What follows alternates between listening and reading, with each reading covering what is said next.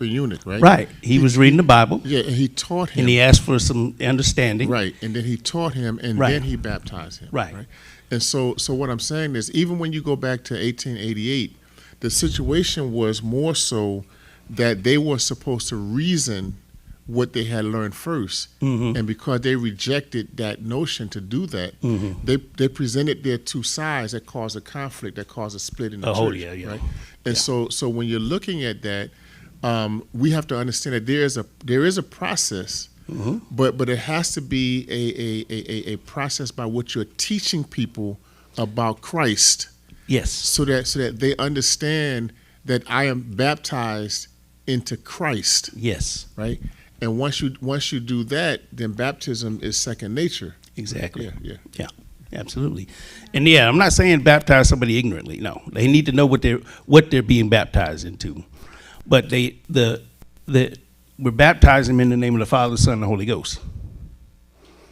Yeah. And as a part of the Adventist culture, that is a part of the process of becoming Adventists. All right. Now, my presentation this afternoon, we're going to start off with a video, and then we're going to talk about walking with Christ in modern evangelism. We're going to talk about some things that we can do. So I've got a video. It's a funny video.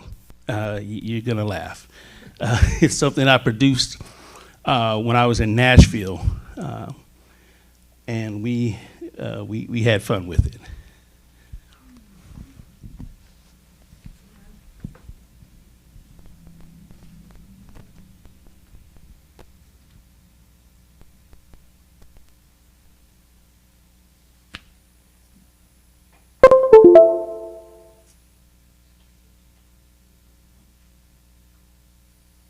How long was Noah in the belly of the whale?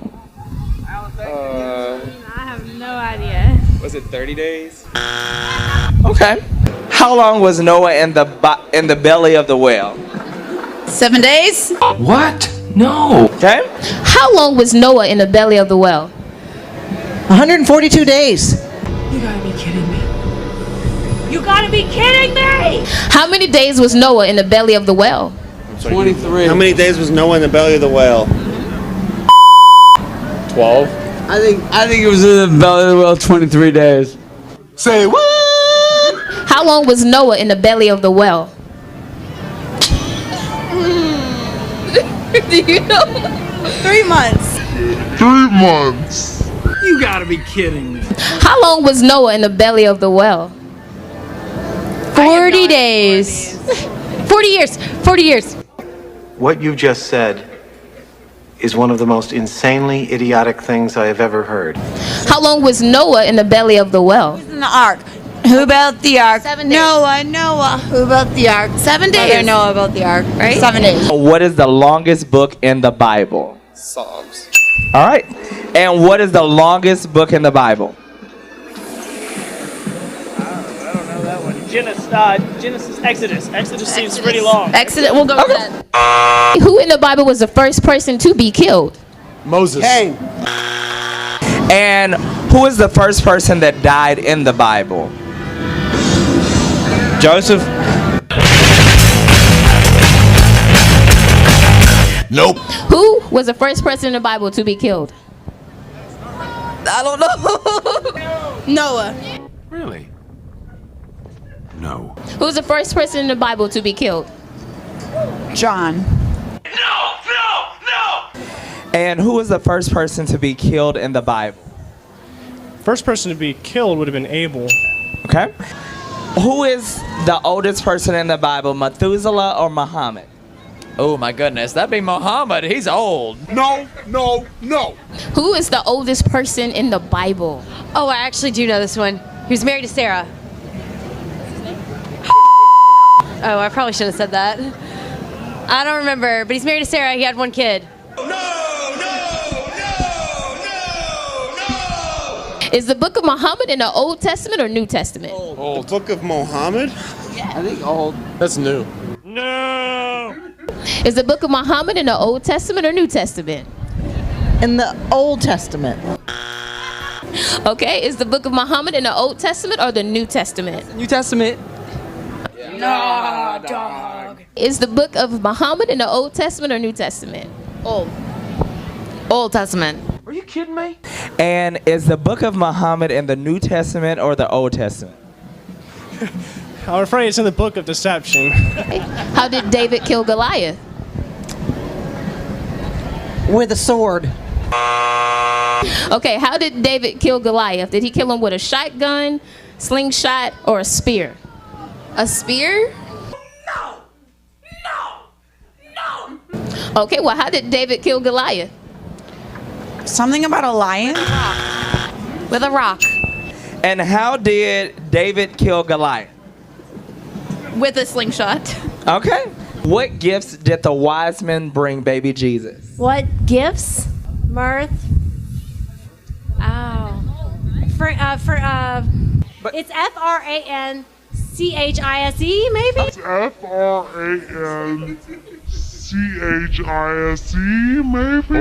No. What did the wise men bring baby Jesus?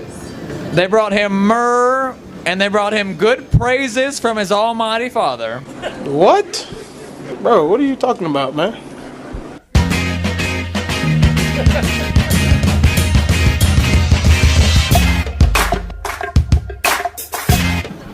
Hey Elvis, we want to ask you a few questions. Is that okay? Sure, little buddy. All right. So, how long was Noah in the belly of the whale? He was in there about a week, I think. All right, all right. And how did David kill Goliath? I think I had a shotgun. Yeah, shotgun. That's what he had. All right, Elvis, can you name the 13th disciple? That would be Leviticus. Yeah, Leviticus. All right. And the last one, what is the longest book in the Bible? That'll be Deuteronomy. Elvis, thank you so much. We're so honored to be with you.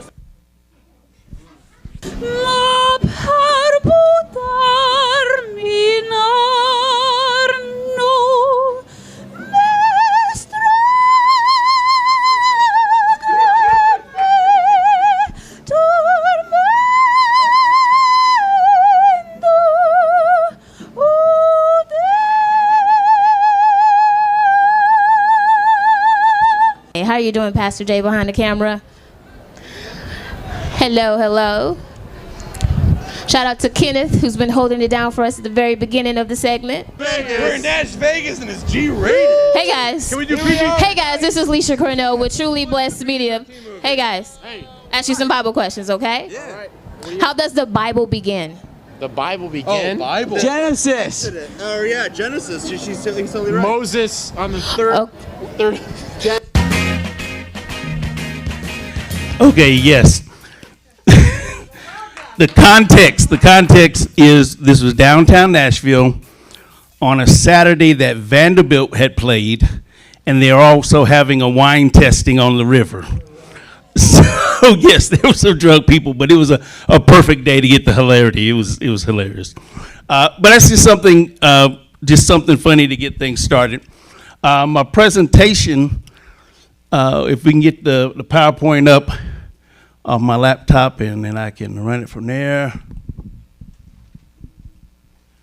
Appreciate you guys in the back. Oh, that's right, I can see it from the front. I don't have to look around. All right, so basically, we're going to talk some statistics. We're going to talk some methodology, but we're going to walk with Jesus in modern evangelism, okay? Is that all right? All right, so we're going to start with what we do traditionally. What are some of the traditional things we do? Pass out tracts. We pass out tracts. We hold tent meetings. We go door to door. That's some of the traditional method. We go out and say, come to our church. Conform to our way. We have an Israel model. Israel said, come to our temple. But make sure you do this, and this. You can't come in our temple unless you're circumcised. You have to give up the unclean meat. All those things. It's an Israel model. But what does the Great Commission tell us to do? Go. All right. So we have what's called the modern versus the postmodern. So the modern age was the industrial age. It's the age of 50s, 60s, 70s. And then in the 80s, there was some shift into what's called the postmodern. And so here's some modern emphasis versus postmodern emphasis. I can't see it back there. So modern emphasis is facts, logic, and observation. So back then, you know, in the song, the Winans bring back the days of yea and nay, you know, they talk about it. There were absolutes. There was truth and there was a lie. And now things are based on feeling and imagination, speculation. Absolute truth versus constructing your own meaning. It's my truth. You've heard that. This is my truth. I'm telling my truth. Modern emphasis, Bible monotheism, only know God through Christ. And now everybody, I'm not religious, I'm spiritual. Individual thinking and choices versus group thinking. Because as I said before, everybody's copycatting. They're following the trends. They're sheep versus being leaders. We have moral values based on the Bible, and now we deal in moral relativism. Based values on feelings, and so you can create your own values. All right, so modern emphasis, modern was objective, factual knowledge. Now, fake news, relative knowledge is, if I say it enough times, it got to be true. All right, so versus sexual boundaries fixed by God versus license to choose one's own sexual identity and operate within whatever makes me feel good. Modern emphasis was logical, scientific perspective, and now it's open to mysticism and spiritual exploration. There's a store down the street that sells crystals here. I noticed that. Yeah. Okay, the modern age emphasis was on doctrine. Postmodern age was emphasis on story and experience and feeling. All right, so modern teaching, we had objective teaching, biblical evangelism versus subjective dialogue and feel-good experiences. If you can't tell them experiences, they're not feeling you. Back in the day, no other gods were accepted. It was God. Now there's all kind of other gods that have creeped in, and we ain't even talking about the Hindu gods and everything. We're talking about all kind of other gods. Back in the day, it was the church was God's people worldwide, saved by faith, filled with the Spirit, living by His word and strength. Versus church is an evolving concept that needs to be revisioning and reconstruction to fit the culture. Here's a few sobering facts. You might not be, it's kind of small up there, but this is back in 2014. At the time, they did a survey in America, and 71% of U.S. adults identified as Christian.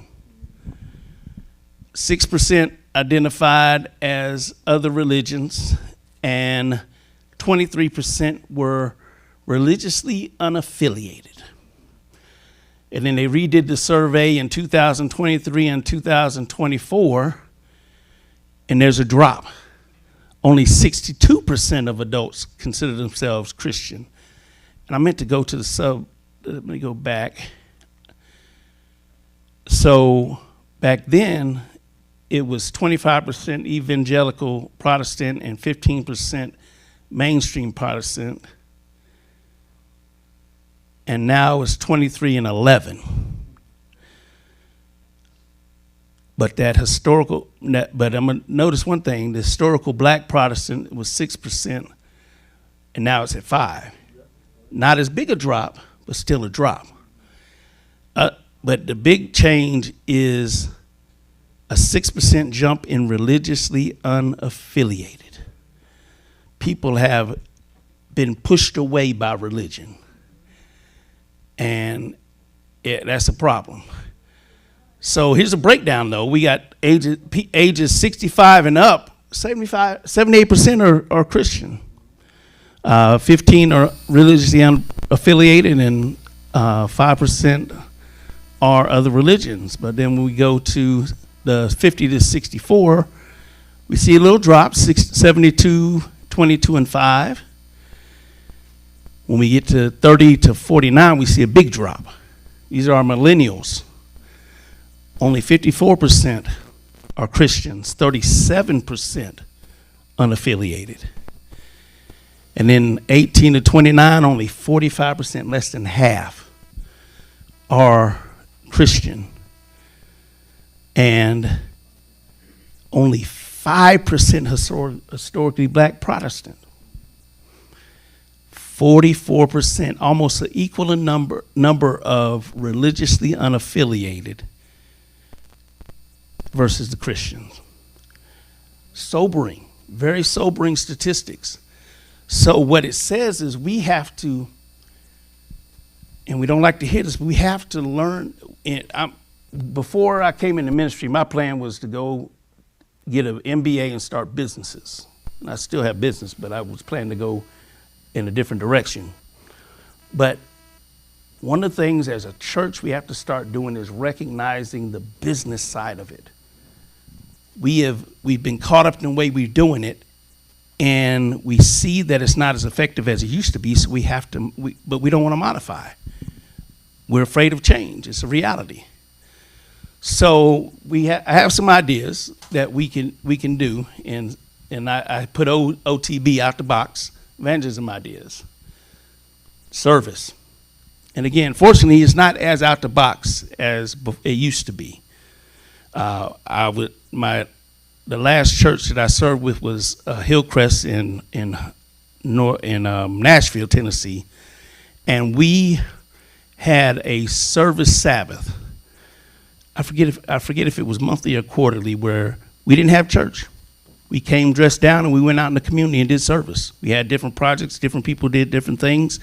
The older saints, they stayed and prayed and prepared a meal for the folks when we came back. Food, clothing bags, back to school events, tutoring and after school programs, felt needs surveys. When's the last time y'all found out what was going on in this community? What are the needs of the community? We have to find out what the needs are so we can meet them. Because if you look what Jesus did, he met needs. He healed people, he fed people. And so as a church that's going to follow the example of Christ, we have to learn how to fill the needs and meet their needs first. Yes, we need to evangelize, but people are more prone to listen to you if they know you and they know you care. And so we need to get into that. We need to be interactive. I'm a big fan of block parties. My first church that I went to, I got there and there were 3 members. I called them the Golden Girls. The youngest one was 62. And the first thing I did after I came and was introduced at the church, we threw a block party. I took their little Radio Shack 100-watt system and played music. I went and got a bouncy house and hired a clown to paint faces, and we did a little block party. There was projects a couple blocks down the street, went out past fires, and our first baptisms came from a family who was on the other block that heard the music and came over to see what was going on. A family of the mother, father, and 6 children. And at the end of our first evangelism meeting, 5 of them got baptized. And the next year, the mother and the other child got baptized. And they became, integral into the church process. But community picnics, again, things that people can interact with you, because unfortunately, and I've dealt with this a lot when I was pastoring, people don't know about Adventists. They've been told we're Jehovah's Witness, and they tie us to a radical group. They've been taught that we're a cult. And the only way they're going to change their perspective is if we interact with them. Concerts, man, we need to bring people in that can show enough sing and advertise it outside of our community. Don't just bring Adventists in here. People like good music.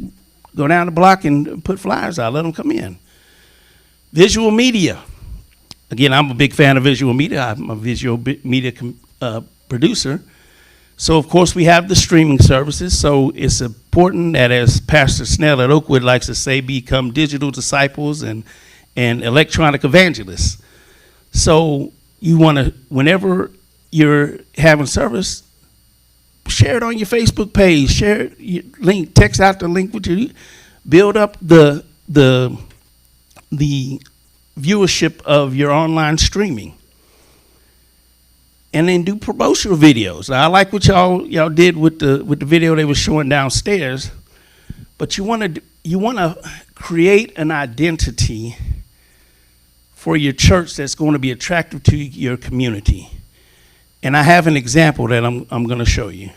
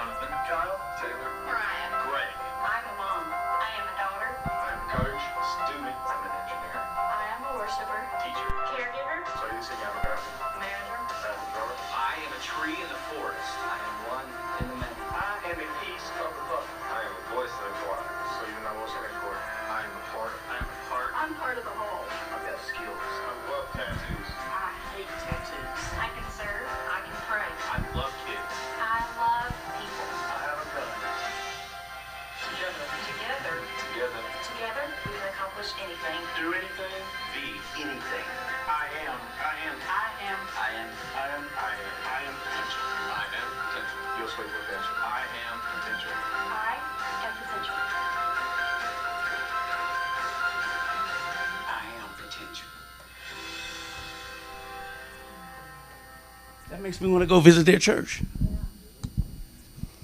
And so, again, the way we connect with the community has to shift because the community has shifted. We have so many tools nowadays to be able to connect with the community. And it's easy. You got a camera already. Now, I would say this again. Once I learned how to do video production, I became very critical of everything I see.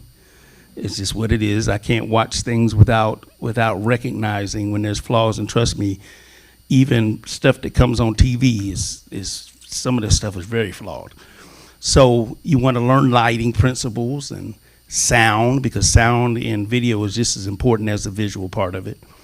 But get the skills together, practice, and then create something that you can put on a QR code and pass out, that they can put it, they get a thing with their smartphone and video pops up and, ooh, wow, I want to go visit Ebenezer Fellowship. This is awesome. Sounds like y'all do an awesome thing there.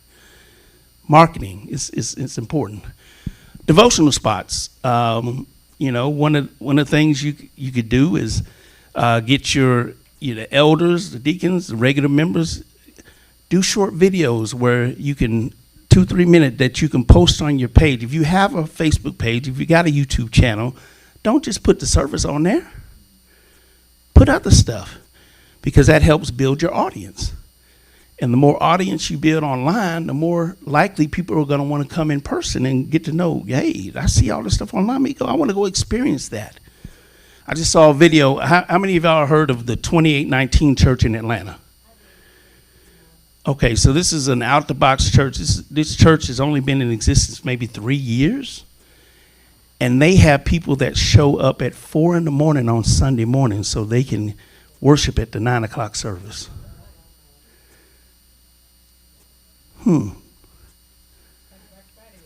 Yeah. Like when new Jordans and new iPhones come out, they built a program. So, and the pastor, he's real. He dressed it down. He's real, and he preached tough. He preached real tough. But they're also a church that engages in service. And so I just saw a video the other day. This family drove 44 hours. You saw the video? From Canada, sold everything they had, and drove to this church because they wanted to be a part of that ministry. You know how powerful that is? And he preached strong, and he teaches mainly, but he still doesn't have all the truth that we have as Adventists. And here's been my struggle since a child. We got all this truth, but yet our churches are empty. Why is that? Presentation and making sure that when people visit your church, they feel God. When I was at Oakwood, we had a class with Dr. Doggin, and part of the class, we had to go out, and it was a black liturgy class. We had to go out and visit other churches in the Huntsville community. So we went out in packs to these churches, and one of the churches was First Baptist, which is connected with they had a relationship with Oakwood. And so we went out, and one of the theology students that I went with, as we walked out, he said, if I was an Adventist, I'd join this church. How many times has a visitor come to your church and said, if I didn't already belong to my church, I'd join your church? Something to think about. So we have to find ways to engage with our folk. All right, so questions on this part. We got 4 sections, and we have questions. So I'm stopping. So if you have questions specifically about the statistics or anything, yes, sir. It's called the 2819, Matthew 28:19. Yeah, but they just say 28:19. Yeah.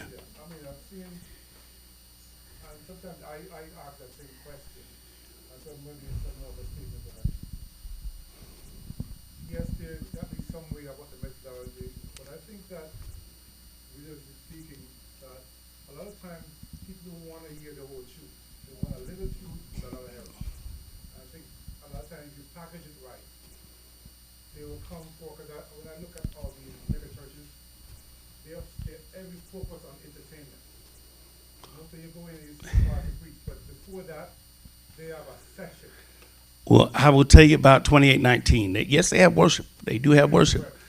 But the preaching is the main thing. In fact, they don't even I've never seen them broadcast any music from there. They only broadcast the preaching. Because, like I said, when it comes, like you said, a lot of people like to go and hear a little truth with a lot of error because it tickles their ears. This brother is doing a lot of truth with some error. And just probably because he don't know, because he has a passion. You can see his passion. So too many times I think we've used that as an excuse.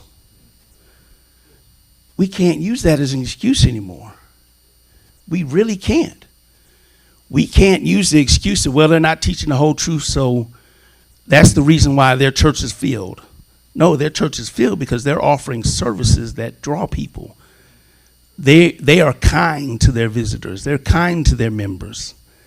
They don't have the squabbles and the things. And trust me, again, I grew up in this church. I pastored churches. I've been in the board meetings. I've been at Oakwood. I've experienced this. So I'm not talking from theoretical. I'm talking experiential.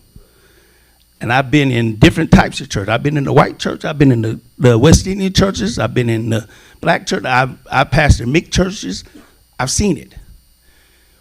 We have to make a shift because there's no reason this church shouldn't be full.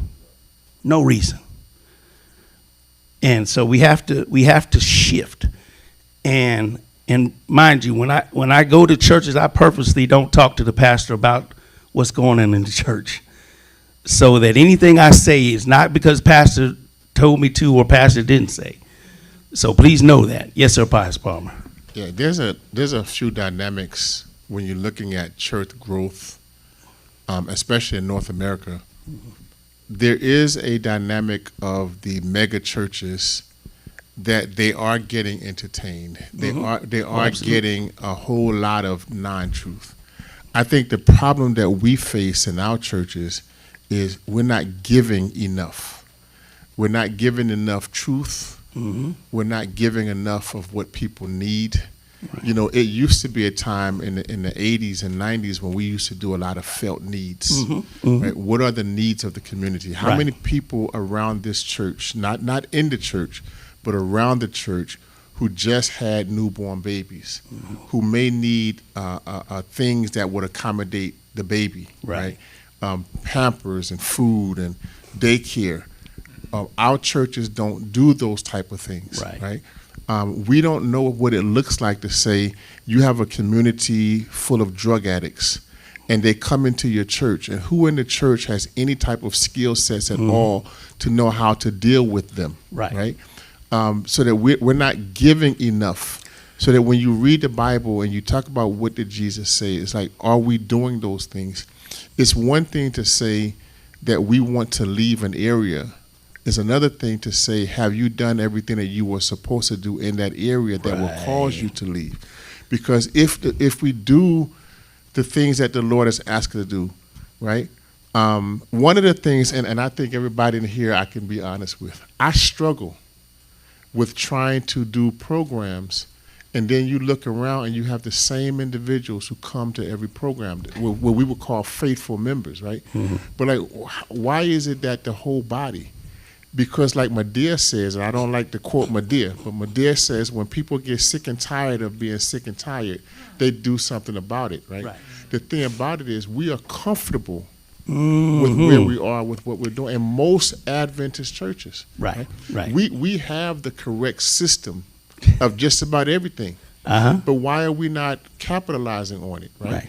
We have in the church, for example, you're asking members to pay a faithful tithe. What is a faithful tithe? 10% of their income, right? You're asking people to give an offering, right? That's going to help support the church, but yet the people don't trust this same entity to say, when I need help, I can come back to the entity that I'm helping, right, to help me. When you look at a lot of the First Day Church, now again, when you talk about mega, there's a whole lot of things that's wrong, right? But look at what's right. And what I see is we got to stop fighting about what's wrong and start figuring out what's right, because we can learn from each other, right? And I don't want to pastor a mega church, right? But at the same time, your small church can be just as or more effective as a mega church if everybody understands that this is my life. Pastors are going to come and go. The members of the church are going to be the ones that are going to stay on even when the pastor's gone. Yeah. Now, and one thing that we also are not very good at in the Adventist system is working together as churches, because we see other churches as competition rather than collaborators. And so, yes, my church, I may not have someone that can help with people that are addicted to drugs, but guess what? They may be at the church across town. So why don't I tap into it? One of the things that I wanted to do when I was with South Central, I actually pitched this to Elder Brown, is to do evaluation. I came out of the military. Everything's about evaluation and analytics and learning these things. So I said, you know what? We should do surveys in all of the churches and learn what the talents are in each church. And then we need to utilize the talent. First, I thought about in the means of assigning people to churches, signing pastors, matching pastors that have certain gifts with churches, and also doing joint evangelism, and then doing spiritual gift tests on the people who get baptized and send them to the church that need those gifts. But we don't work together as a system. And I know that's beyond the local church thing, but it's a pattern and it's a shift. But fortunately, like I said earlier, I'm seeing a shift in leadership that is becoming more collaborative. Look at the Dallas Project as one of them. Yes, sir. As you talked just now, you said something, and I'm always trying to learn from the things we're trying to see with why does that church do better and the things that take away. Is there a phenomenon that is, because most of those mega churches, you have the pastor, because I know about long-term and short-term goals. If I'm as a pastor, I'm here, and I have ownership of this. So this is me. It's going to reflect. If it works, it reflects on me. If it doesn't work, it reflects on me. Yada yada. And I'm here until I say when. Right. Basically, I'm self-determining how long I stay in. Right. You're talking about outside of Adventism. Yeah. Right. Yeah. And I think outside Adventism, those churches we have seen work, and I'll say this is an observation. I don't have any statistics to back up anything. That the pastor is vested because this is him. Mm-hmm. I mean, wrong or right, or you want to spin Right. it because there is something in that. But maybe that's another factor where I can come here and work 5 years, build this church up. We got 6 churches come in, we have 200 members, and the conference look at me and say, oh, you are a good pastor. You just build this church up, whatever. I'm going to move you to Denver. Right. Well, here's where I said I'm glad about the shift, because the reality is, again, when I came into pastoring, I came in with an army mentality. I have this thing where I am loyal to where I am, wherever I am, and as long as I'm there. So when I was in Mississippi, you better not say nothing about no churches in Mississippi, because I'm in Mississippi. In fact, I said something in the constituency meeting because somebody was saying, well, yeah, if you do this, if you don't do what they want, they're going to send you to Mississippi. I said, don't talk about it, Mississippi. Mississippi's a good place to be. So, and too many times and you, Elder Palmer, you remember when old boy came and preached about where the myrtles grow at Pelk? Yeah. Too many times the pastors are not encouraged to, wherever they are, make it grow. But there's the Adventist system has its plus and its negatives as far as the pastoral movement. But the reality is, again, we're getting leadership that is recognizing that if a person is doing good and a pastor is doing good in a spot, they're being more careful about moving them. Okay. Because they recognize that if they pull them out, we've seen it too many times. Yeah, I've seen it. Pastor Bird, when he was at Berean, had to have 2 services. Mm-hmm.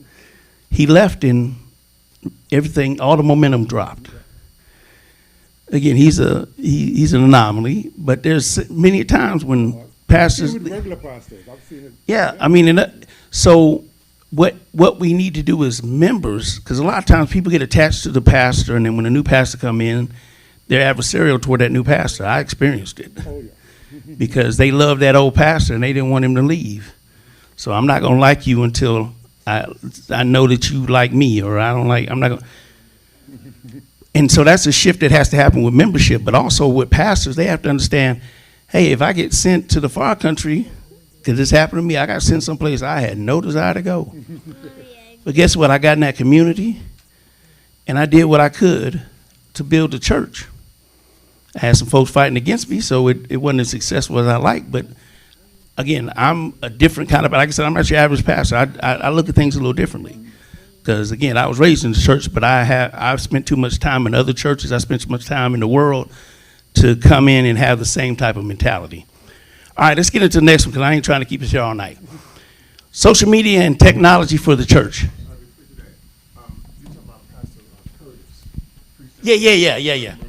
Yeah. A part of that, even, I think a part of what we're seeing, Elder, we have got to find a way, and it's not easy, to show our churches their importance in the city, right? Yeah. Sometimes that's hard. The culture has shifted. And I've been pastoring now for 36 years, and I've seen the shift both ways. I've seen it shift where they keep a pastor. I remember when I first came in, you only stayed in the church for 2 years. The first church you went to, and it's like by the time 2 years come, you ain't even learned everybody in your church yet. Right. And so, and then it shifted to where it was a 7-year stay at a church, and now it's shifting backwards, right? So when you're looking at those types of things, it's like, what am I really coming here for? Right. I'm coming here first to see where the church is going, and trying to get the church to push them to where they're trying to go. But if you're spending half of your time fighting the church over things that happened in the past, you're never getting them to a point to where they can move forward or see the potential of moving forward. Yeah, well, that's what I like. Again, we have these younger administrators that are coming. These presidents are beginning to be smarter. They're looking closer at the culture of the church and who they're looking to send there. And one of the things that I was purposeful about doing was I was trying to make sure that the pastor that came behind me, we did a handoff. We didn't. It wasn't just okay, you there and I'm here. Fend for yourself. No, listen, this is what you need to know. This is what we were working on. And it worked in Greenwood because I tend to be I tend to be the one who breaks up the ground. I'm the hammer. I come in and I break up the ground and soften stuff up so that the person that comes behind me, they're able to accomplish what we're trying to do. So the pulpit we had in Greenwood was real small. I mean, it was so small. I hated sitting in the center seat because when someone's at the thing, I'm looking at their butt. I ain't trying to look at your booty. And I said, we need to change this. But they were bricked up. They liked how that thing looked. I said, we need to tear all this down and have an open platform. We need to put a media booth in the back. But no, they're just gonna take away from our pews. But we ain't filling it up anyway. So but they didn't want to, But I hammered that thing as long as I was there. And then the guy that came behind me was able to make it happen, because I had softened them up for it. And so if we work like that as a whole, and again, I think there's a shift, we're improving so that churches can move forward.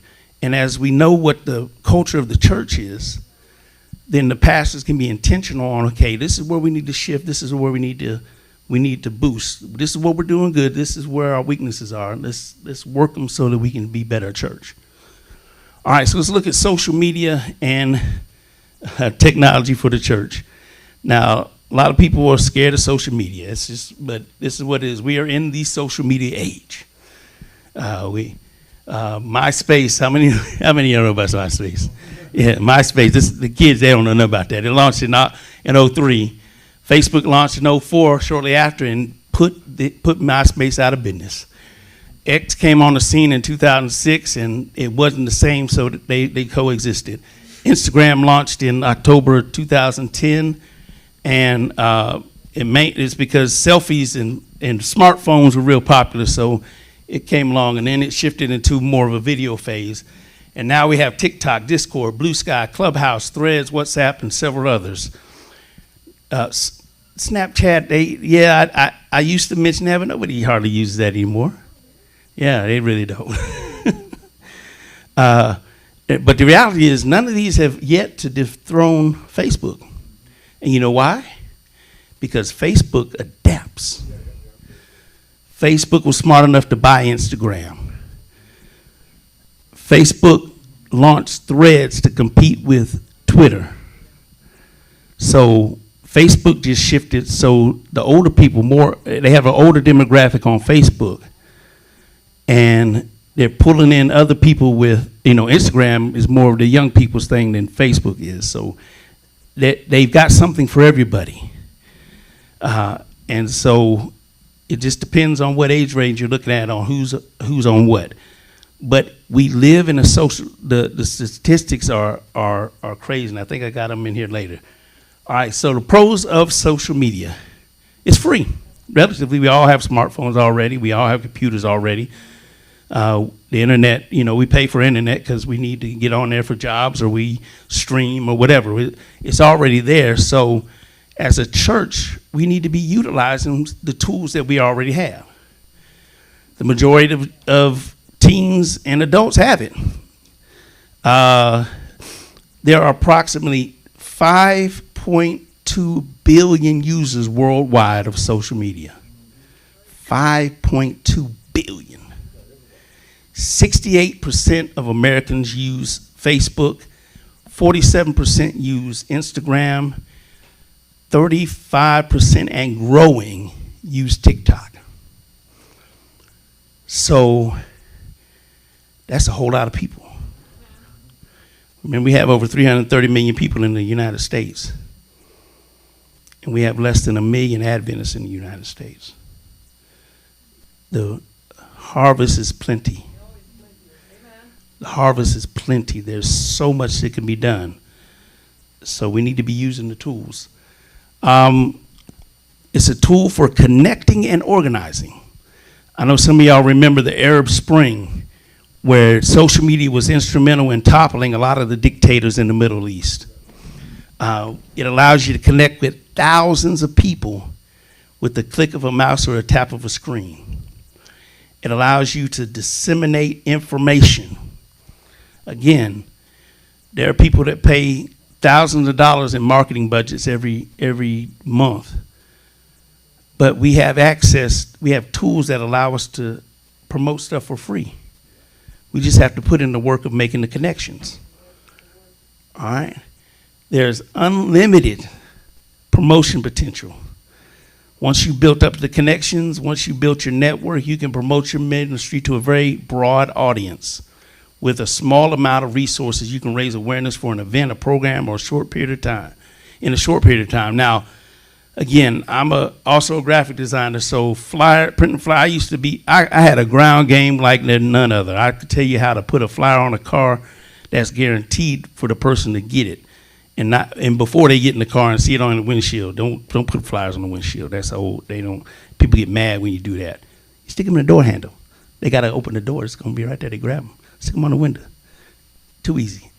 But right now, why would we spend the time it takes to go out and do that legwork when we can just click some buttons and it shows up on people's phones, shows up on their smartphone, in their feed. The money you invest in printing flyers, you can do a Facebook ad and target it to your community around your church. It's too easy. One thing I quickly did when I was in Greenwood, again, God be giving me these crazy ideas. So what I started doing was creating a sermon flyer. Once I knew my sermon title and text, I created a sermon flyer, and then I tagged my church members in it. And I told them to tag, because back then, you tag them, it's going to show up on their timeline. And so people would see what was coming up. Didn't cost us nothing, but people were coming to church. We always had guests at church. So it was helpful. Now, there are pros and there are cons. Now, I'm going to be very transparent here. There are cons, privacy concerns. The reality is that these sites have algorithms and they track your thing. You do a search for a car, and next thing you know, you got ads for that car in your feed.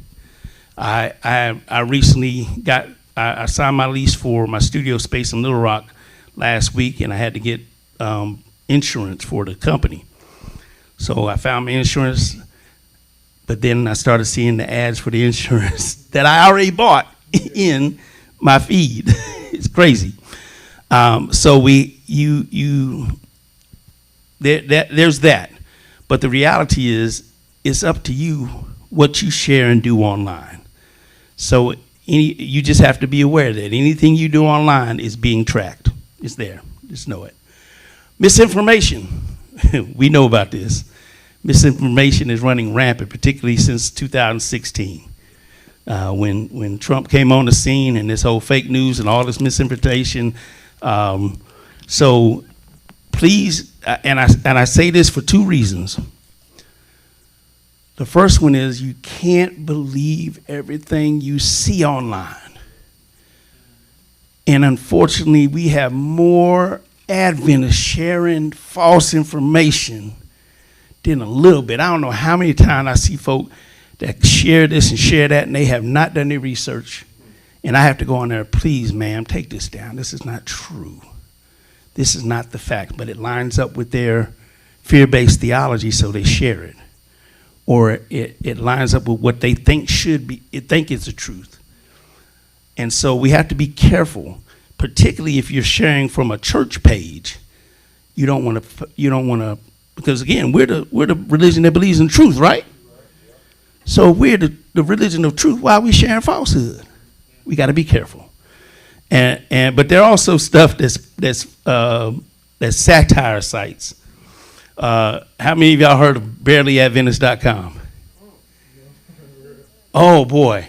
Okay, so barelyadventist.com is a satire site that pokes fun at the craziness in Adventism. But it also publishes sensational but fake news. So one time they posted that Brian McKnight was the new president of Oakwood University, and the operator line was blowing up in Oakwood because people saw that and were calling to complain about it. But the most recent thing they did was they posted that Trump was pulling America out of GC, pulling all the Adventist American churches out of GC. And so, but it's funny, especially for lifelong Adventists, the stuff they do. They do some stuff that's clearly just in jest and fun. But there's people that see the stuff, and just because they see it online, they think it's real. So what I always caution people is, if you see something, Google is our best friend. If you see something that don't look quite right, look to Google. There's sites called Snopes.com that debunks all this misinformation. Impulse posting, that is one of the biggest problems that many people have. There's a former NFL coach and player who is now ESPN analyst who famously told his players, don't press send. Meaning, don't send the angry text, don't post the angry post, don't send something when you're drunk or when you're too tired. And one of the things that many people do is they end up posting stuff that because of they're in an emotional state that make them want to post. And I've been guilty of that. I'm transparent. I've been guilty of that, and I've had to go back and take stuff down or edit stuff, and it happens. But it's something we gotta fight against. It's not necessary to be transparent in everything you share. You don't have to share your every mood or feeling with the public. Then we have the issue of fakeness / phishing. The rise of social media has given a rise to what I call internet gangsters or Twitter thugs. You know, they talk real big behind their smartphone screen and their computer screen, but if you run up on them, they ain't gonna say nothing. And see, I'm one of the real ones, so I've had to check some folks before online. But you have to understand that the internet ain't real. And sometimes people say stuff, you just gotta let that stuff, it ain't real. But the problem is the social media has allowed for the next level of hypocrisy. I've had some female friends say that they've gotten more sexual advances in their inbox from people whose Facebook page are holier than thou. You know, I had one friend that was used to work at a radio station in Huntsville. She said she got hit on by more pastors than anything, and it's unfortunate. And then we have those. I have a family member who is a spiritual schizophrenic. So some days he can post some really deep spiritual stuff, but then the next thing he's posting something just crazy and vulgar, and it's like, dude, take your medicine. You know, you can't, you gotta, you know. But what we have to remember is, just like in real life, young people, if you're proclaiming Christian, your page should reflect that. Your life in every aspect. And now people have more and more access to our lives than anything. So it's that much more important to reflect our Christianity. All right, but social media is not something to be afraid of, but rather a tool that we can use. All right, so some uses for social media: connect with your members, each other, and pastors and leaders. I know when I was down in Mississippi, I made sure that I was friends with all my young people on Facebook. And then I had one young person. She posted something that was questionable, and I inboxed her. I didn't even fund her on the page. I just inboxed her, and she blocked me. So that Sabbath, when we shaking hands, I said, "Why you blocked me?" And her mom was right behind her. "What do you mean she blocked you?" I said, "Yeah, she blocked me." "Oh, don't worry about it, Pastor. She'll unblock you as soon as you get home." So not that I was trying to police, but it helped me know what was going on with my members, so that I could address concerns and talk to young people. And see, again, I believe in, if something's going with the young people, I'm going to go to them directly, and I'm going to try to help them out, because I've been there. And so, but I saw your hand. Well, basically you're saying that I think we have to realize that it's not just our responsibility to be in a congregation and not be willing Right. to say, because I think when I was growing up, I grew up with it, it's not social media, but it's community. Right. Community responsibility. Yes, sir. Yes, sir. You understand that if you belong to a family, you have a family reputation. If you belong to a community, it's the same thing. I Yes, think sir. Yes, sir. if we are open to that, I think we're going to be more positively reinforced than negatively reinforced. Absolutely. I think that, if you're on your page, if you know your pastor is on your page, you're going to think twice before you post something. And I think that's always a good thing. Right, yeah. Not only it's called because- accountability. Yeah, it's like it helps you to be a better person. Right. I think that's always good. Right. And now, one of the other things that about connecting with members, it allows you to disseminate information. You can hold virtual meetings and everything. And of course, we all know COVID, created that model right there. It kind of brought it to pass. And I started doing this presentation before COVID, so a lot of people, the stuff I was telling them beforehand, they ain't have a choice but to do it afterwards. All right, but also can help you connect with non-members. And as I talk about it, you can, with Facebook, you're able to look for people in your surrounding areas. And I always suggesting people, so you can connect with people that can be a benefit to the church, people in different areas of expertise, and then people that you know might be potential members. There was a tool that I meant to mention when Pastor was talking before. Do you know that you can go to the census website, census.gov, and they have a tool on there where you can get demographic information of all kinds for free. Really? When he was talking about the how many people have had babies, right, you can find that on that site. The single mothers, the income data, wealth and I learned that because I'm in a entrepreneur incubator in Little Rock. I'm taking classes, and they just presented on this past Thursday. But the tools, you can dig down deep into demographics and find out what the needs are.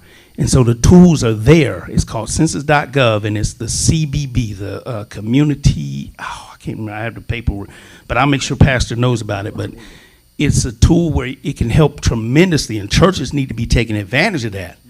Because if you know what the needs are, then you can fill them. And then it's by connecting with people that they can get to know who you are and want to know who this Jesus is you're following. All right, you can connect with community members. Every government official has social media. They don't have a choice nowadays. They have every elected official, police, fire, city council, all of them, they have it. So you can connect with them, you can follow them, you can inbox them, you can share your concerns. You can invite them to programs. Let them know what's going on. Once you get something good going on at your church, you need to let the community leaders know so they can refer people. If you're helping out the homeless, if you're helping out the mothers, let people know about it. And then you can also connect when you need to share with them issues that you're having in your community. Evangelism, of course, this is my favorite thing. It has the unlimited potential. You can do personal evangelism. You know, if you've got a good devotion, share it on your page. Let your followers know. Don't be ashamed of the gospel. Share it. Let them know that you got something going. Share quotes and sermon clips and your live stream. We have to be dutiful in every aspect. Don't just go on and death scroll on the social media. Don't just don't use it to consume. Share. Share this great gospel we have. All right, there's some tools that we have.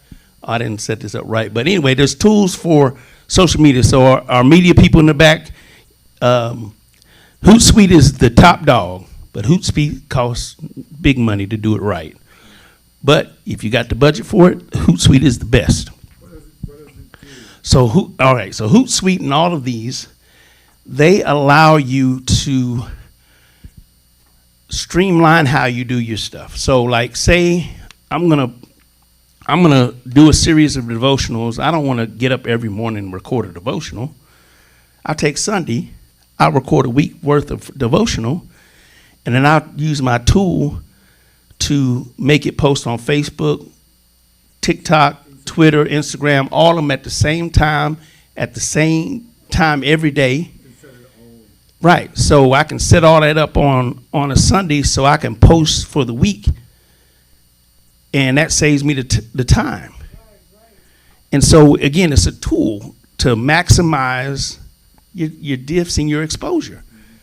Buffer actually has a free layer where you can post up to 3 social media platforms, 10 posts a week for free. And then if you want to upgrade to unlimited posts and channels, only $24 a month. And that means you can post 5 posts a day on 10 social media platforms or different pages on Facebook, and you're doing the work of the gospel. So what's the difference between like Buffer and StreamYard? Okay, so Buffer, these tools allow you to post to different things at the same time. And you're getting ahead of me because I'm going to talk about StreamYard too. Because those are that's a part of the next part. But because StreamYard isn't a social media tool, it's a streaming tool. It's a broadcasting tool, I should say. All right, so any questions about social media stuff? And then we'll move on to the next part of it. I'll share it, yeah. I'll be happy to. All right. How many got smartphones and tablets? All right. So hopefully everybody, and the reality is these are tools. We're in a technology age. And again, they shouldn't be just tools for consumption. They need to be tools for outreach, but they're also tools for learning and discipleship. All right, I don't need to share all this because some of this is y'all already know. Tablets or touchscreen computers, small computers. Okay. So if we're using that, because I know God's trying to do a quick work in the end times, and like you said, Facebook, it was counted. Mark Zuckerberg, that's like the 4th largest nation in the world. Oh, absolutely. If we were doing a devotional, and we said at the end, if you don't know God, and we have them to quote Romans 10:9, and they're saved. They might not come to Minneapolis, but they might be somewhere else and go to another church. Right. Is that part? How would we do that? Because I notice when we do devotionals, people might not come on and listen to it right then. Oh yeah. When I get my sheet from the tech support, it's like 40, 50, 60 people have went back in and listened to it. Yeah. We have this thing. My wife and I, like I said, we have a prayer ministry we do every Monday morning. We do Monday mornings Midtown at 6:00 East Central Time, and we have more people that listen to the replay than that come on live. And I'm thankful for the technology that allows us to track it and know. So that's the beauty of posting on these sites. They may not see it right when you do it, but it's there. I've seen video pop years after somebody discovered. Right. And so, again, all these are seeds being planted. And you do the planting, somebody else does the watering, and someone else may get the harvest.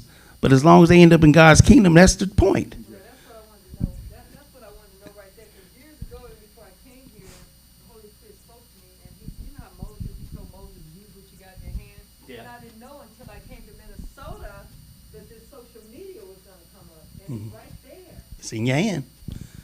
Yeah. All right, so we know about Android. I don't have to go through that. I realize y'all are a little more advanced than that. So y'all know about the apps. Let me get ahead to what the apps can do for you. And then this is where we get into the Bible apps. Y'all know about the YouVersion Bible app? All right, y'all, so definitely. And if you want to get really deep, you get the Logos app. Now, so you need for the ones that if you got those, the SDA Bible commentary and all these big books and all this stuff, I got it all right here on my tablet.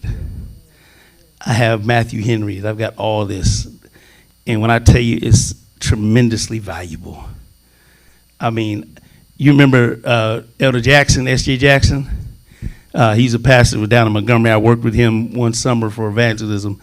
And then when the iPads came out, we were at a workers meeting one time, and he's like, "What you got in your hand?" I was explaining. I said, "Preacher, remember we used to carry them briefcases with all the books and tracts and all the stuff in it?" I said, "Everything you carry in the bookcase, I can carry 10, 20 times more on this tablet." And he's like, "Oh," and I showed him the tablet, and he was probably definitely in the 60s, might have been 70s. And then when we got to Campman, he showed me his tablet. You see, he's an example of, he recognized what was good and what was expedient, so he jumped on it. So I highly recommend, all the elders should have Logos. You should get it. I highly recommend it, because sermon preparation and all that, word study.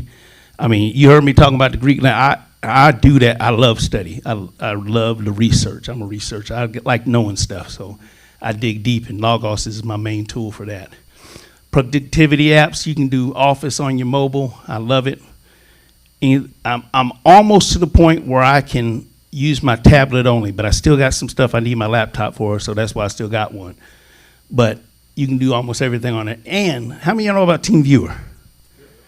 Okay, so TeamViewer is one that a lot of people don't know about, but so I can access my computer at home on my tablet or my phone. Cause I just leave it up, it's connected. So anything that I don't have on here, I can pull off. You know, I use Dropbox. That's another one I use a lot of. But these are tools that can help you be more efficient in your work, your spiritual work, and your homework. Okay, other useful apps. They got the hymnals, praise and worship. I tune y'all now broadcasting, StreamYard and Restream. So these tools we have allows Pastor live streamed me last night on his Facebook page. There's all these tools that you can use to share the gospel. You can be anywhere and share the gospel, be a witness. And that's really what the gist of this. I want us to know that there's no excuse for not sharing the gospel. Not near a bit of excuse in this age that we live in. And then, of course, you can stream stuff in the YouTube, Facebook. And we know how to, I saw y'all have the Cash App, so that's a good thing. Venmo, PayPal is another one. All right, any questions about apps and tools for streaming? Well, because we use Restream at the church. Okay. I have StreamYard for my personal thing, but somehow it's a learning. I don't know. It's a learning curve. It is. It is absolutely a learning curve. And I saw y'all have the Black Magic, and I've had that for a while. Again, I've had the opportunity to, like I said, I do consulting work, and I was a church administrator for Mount Carmel Baptist Church in Atlanta, which used to be the mega church in Atlanta before Creflo Dollar came on the scene and Eddie Long and all those. And we used the Black Magic tools, and I was in charge of broadcasting out. So there's different websites and tools that you can use to, and it is a learning curve. I've been doing video production since I was at Oakwood in the early 2000s, and I got into photography later.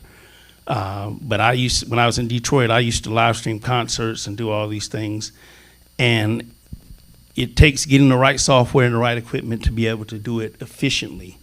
But now it's more cost effective than ever to be able to do it, because you can get a A10 Mini Pro for $300.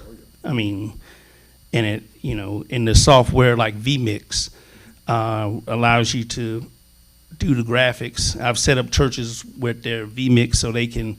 My home church back in Pensacola, I went down and did a training with their media team and set it up so that when they broadcast out, they're able to put up the lower thirds to have the information of who's speaking and all that. You can put up all the slides and the worship songs and all that stuff. So it's a learning curve, but it's much easier than it used to be. So and I am happy to answer any question about that or help with that as regards. So my final thoughts for this part is we got to learn how to stay current. The reality is, yes, we have a timeless message, but that means we have to be with the times. Present truth is about what's going on right now. So we have to know how to present present truth in the present language, in the present methodologies, present the timeless truth, because the truth about Jesus coming ain't gonna change until Jesus come. So we got to keep on finding new ways to present it. One of the other things that's important, so very important, and Pat, that's why I was supposed to talk about this, advertising and marketing and graphic design. There's a tool that you want to get to know, Adobe Express. They have a free version, but they also have a premium version. And some graphic designers don't like it because it gives tools that we've been using for years in the hand and makes it real easy. But I use it as well because it's easy. You know, if I need to do something real quick, then I'll jump on Express and create something quick rather than going to Photoshop. But for churches, you got to use it, because reality is we are competing with a flashy world, with a very professional Satan who is going to make the best flyer for the worst event. And there's a Christian rapper I know, Bisley, said, he talks about there's two big parties happening. One's going to be in heaven, and one's going to be in hell. And he said, I'm trying to get you to go to heaven, but y'all keep falling for the chick on the flyer. And so as long as their flyers are slick and ours are raggedy, they gonna go with the slick. So I've been saying it, I've been preaching this for years. Even before I was a pastor, we have to, it's such a burden on my heart, we have to make sure our productions, our flyers, our programs are professional. Yes, it's gonna cost some money sometimes. Yes, it's going to take us some time to learn them, but isn't God worth it? If God ain't worth it, then why are we here? Again, this ain't supposed to be a country club. This ain't where we just coming to gather. We got to go. We have a mission. We got the greatest message in the world, but sometimes we put out the most raggedy promotion for it. And so we got to do better about that. So again, I've got all kind of tools that I can share with you. And again, I'm gonna share some stuff with Pastor so he can get it out, and I'll be happy to do, Pastor, if we wanna do some Zoom trainings or some stuff, I'll be happy to follow up and kind of help, because again, I have a passion for this. One of the things I made sure when I got to my church in Greenwood, oh yeah, we're gonna do this right. But I had fun with it, and creating the flyers and doing different stuff, so that I had other churches were getting mad,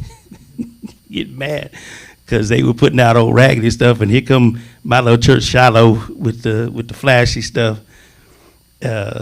But hey, don't hate the player, hate the game, baby. So again, take this away. We want to make sure we are representing God well. That's my big burden.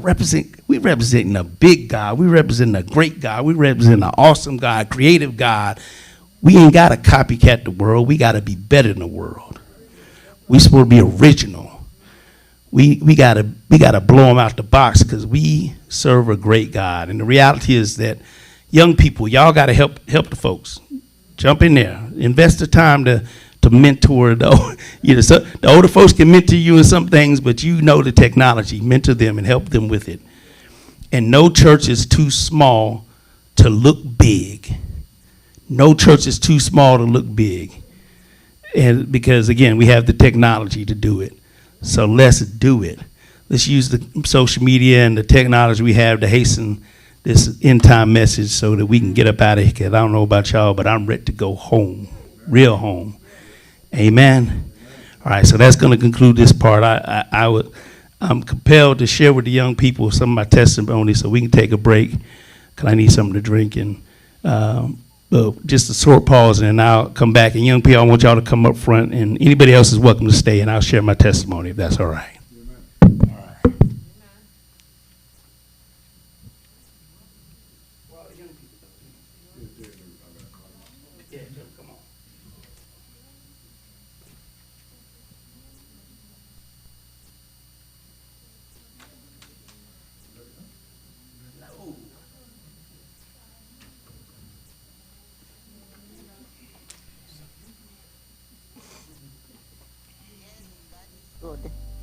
Yes, man, yes.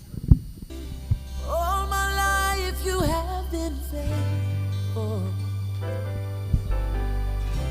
And all my life you have been so, so good. Yes, every breath that I am able, oh, I will sing of the goodness of God.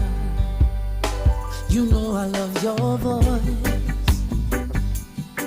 For you have led me through the fire in darkest nights. You are close like no other. Yeah, man.